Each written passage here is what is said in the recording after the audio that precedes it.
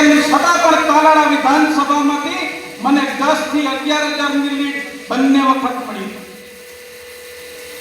આ વખત ઘણા પરિબળો કામ કરતા હતા.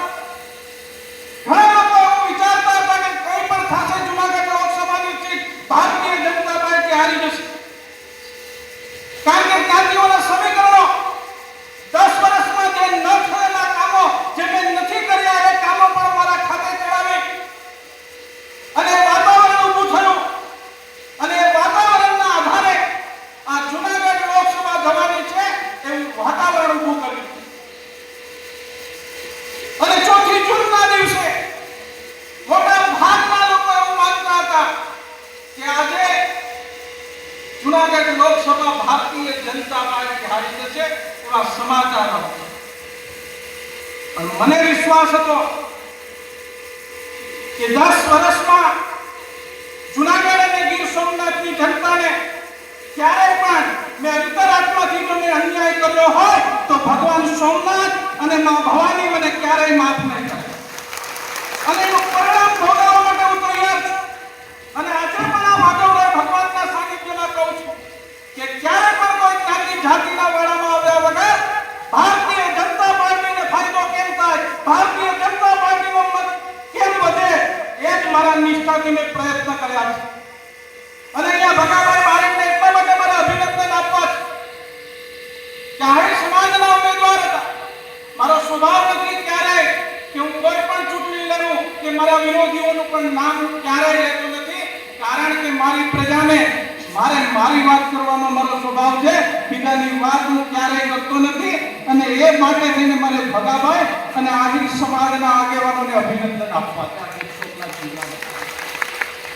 કારણ કે એમના માટે પરિસ્થિતિ વિપરીત હતી અને વિપરીત પરિસ્થિતિમાં કામ કરવું, મેં 3 વખત વિપરીત પરિસ્થિતિમાં કામ કર્યું છે. મારા કુદરતનો પ્રયત્ન ત્યારે પણ મેં કર્યા હતા. એવી રીતે ભગાભાઈ અને આહિર સમાજના ગીર સોમનાથના આગેવાન ભારતીય જનતા પાર્ટીમાં જેમણે કામ કર્યું એ લોકોને જ કહું છું, એમને હું ખૂબ અભિનંદન આપું છું કે એમણે સમાજની સામે ચાલી અને ભારતીય જનતા પાર્ટીની નવી રાજનીતિમાં એમણે જે શરૂઆત કરી છે. હું પણ મારા સમાજ વતી ખાતરી આપું છું કે તમારામાંથી પ્રેરણા લઈને આવનારા સમયમાં મારો સમાજ પણ એ રાજનીતિમાં આવશે એવું તમને આ મંચ પરથી ખાતરી આપું. મેં કીધું કે 10 વર્ષમાં મેં આ વિસ્તારમાં નાના મોટા પ્રયત્નો કર્યા અને મારે જ્ઞાતિવાદ કરવો હોય તો હું તમને આ મંચ ઉપરથી કહું કે તમે આ સરકારી કચેરીઓમાં કોઈ સમાજના કેટલા અધિકારીઓ છે, અન્ય સમાજના કેટલા અધિકારીઓ છે એ લિસ્ટ લઈ લેજો. જો મેં એ રાજનીતિ કરી હોત તો કોઈ સમાજના અહીંયા અધિકારીઓ વધારે હોત, પણ મેં ક્યારેય એ રાજનીતિ કરી નથી. અને મારી ઓફિસે કોઈ પણ સમાજનો કર્મચારી આવ્યો હોય એને કોઈ પણ આગેવાનની ભલામણની જરૂર નથી. મારે ઓફિસેથી એમને પત્ર મળી જાય અને એમની બદલી ગીર સોમનાથ જિલ્લામાં થઈ જાય. મારે ફોન કરવાની પણ જરૂર ના પડે. મારા પત્રની તાકાત એટલી છે કે એમને પોતાના વિસ્તારમાં આવવું હોય તો મારા પત્રથી આવી શકે. આવા અનેક કામો આ વિસ્તારના લોકોના માટે કર્યા. પણ મને જ્યારે ત્રીજી વખત આ વિસ્તારની સેવા કરવાની તક મળી, આ 10 વર્ષમાં તમને જે પણ ખાતા ઓટકાર આવ્યા હોય એ એક પણ ખાતો ઓટકાર આવનારા સમયમાં નહીં આવવા દો. ભગવાન માધવરાયની સાક્ષીએ કહું અને એ પણ કહું છું કે ભારતીય જનતા પાર્ટી હિસાબ કરે કે ના કરે, પણ હું આ 5 વર્ષમાં મને જે નડ્યા છે એમને મૂકવાનો નથી. એ પણ આ જાહેર મંચ પરથી કહું છું.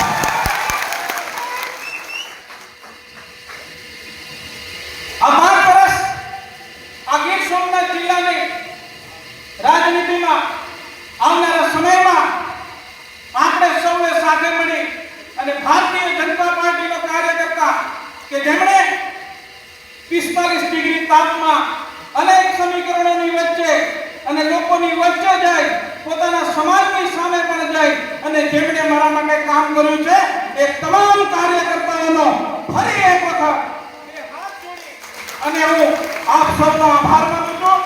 આપ સૌએ મારું સન્માન કર્યું એ બદલ આપ સૌનો ખૂબ ખૂબ આભાર. ભારત માતા કી જય. જય. નાની ઉંમરમાં જવાબદારીઓ પણ મોટી નિભાવી. એ જવાબદારી નિષ્ઠાપૂર્વક નિભાવવાનો પણ મેં પ્રયત્ન કર્યો. પણ આ 10 વર્ષમાં રાજનીતિ અને સમાજ જીવનના ઉતાર ચઢાવમાં મારા જીવનમાં પણ ઘણા એવા પડાવો આવ્યા કે જેને ફાયદો થાય તો બીજાના ખાતે હોય અને આ વિસ્તારનું જેટલું નુકસાન થાય એ રાજેશ ચુડાસમાના ખાતે આવ્યું ને તો પણ મેં મારી છાતીમાં ઝીલી અને સહન કર્યું. આ વાત એટલા માટે કરું છું કે અહીંયા ફકાભાઈ બહાર બેઠા એમણે કીધું કે આ વિસ્તારમાં 3 ચૂંટણીઓ અગાઉની 2 ચૂંટણીમાં તાલાળા વિધાનસભામાં ઘણી બધી વાતો આવતી હતી. તેમ છતાં પણ તાલાળા વિધાનસભામાંથી મને 10 થી 11,000ની લીડ બંને વખત મળી. આ વખત ઘણા પરિબળો ક્યારેય એ રાજનીતિ કરી નથી અને મારી ઓફિસે કોઈ પણ સમાજનો કર્મચારી આવ્યો હોય એને કોઈ પણ આગેવાનની ભલામણની જરૂર નથી. મારે ઓફિસેથી એમને પત્ર મળી જાય અને એમની બદલી ગીર સોમનાથ જિલ્લામાં થઈ જાય. મારે ફોન કરવાની પણ જરૂર ના પડે. મારા પત્રની તાકાત એટલી છે કે એમને પોતાના વિસ્તારમાં આવવું હોય તો મારા પત્રથી અહીં આવી શકે. આવા અનેક કામો આ વિસ્તારના લોકોના માટે કર્યા. પણ મને જ્યારે ત્રીજી વખત આ વિસ્તારની સેવા કરવાની તક મળી, આ 10 વર્ષમાં તમને જે કોઈ પણ ખાટા ઓટકાર આવ્યા હોય એ એક પણ ખાટો ઓટકાર આવનારા સમયમાં નહીં આવવા દો.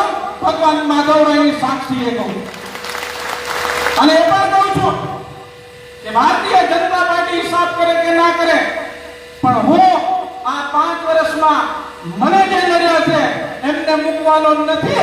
એ પણ આ જાહેર મંચ પરથી કહું છું.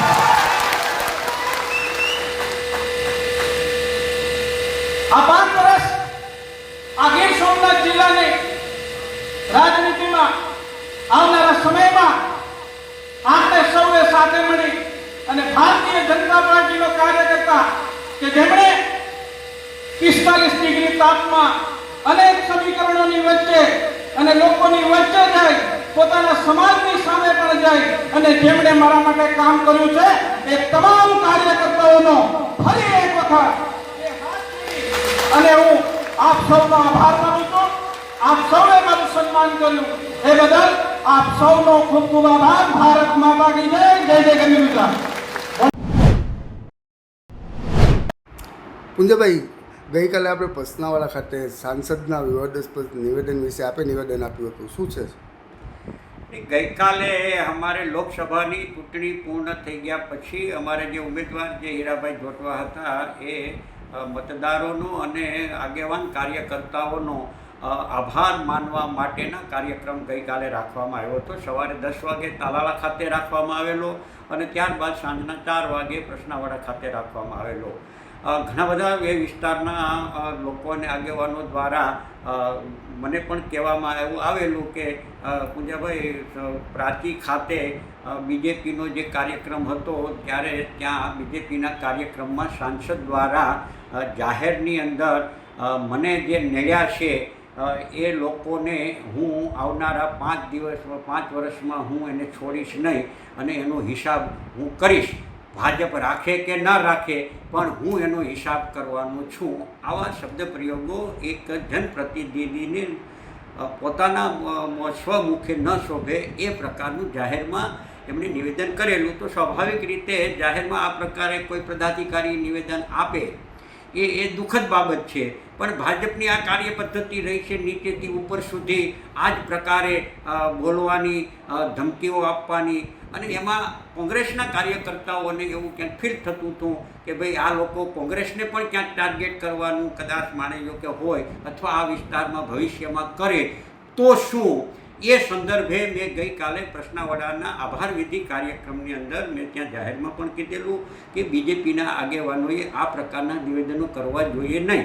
પરંતુ જો એમણે નિવેદન જે કર્યું છે એ કોંગ્રેસના આગેવાન કાર્યકર્તાઓને ધ્યાનમાં રાખીને જો એણે નિવેદન કર્યું હોય તો એમને હું સ્પષ્ટ કહેવા માગું છું ભાજપના આગેવાનોને કે આવનારા દિવસોમાં તમે જ્યાં નક્કી કરો, તમે જે સ્થળ સમય નક્કી કરો એ સમયે જાહેરની અંદર આપણે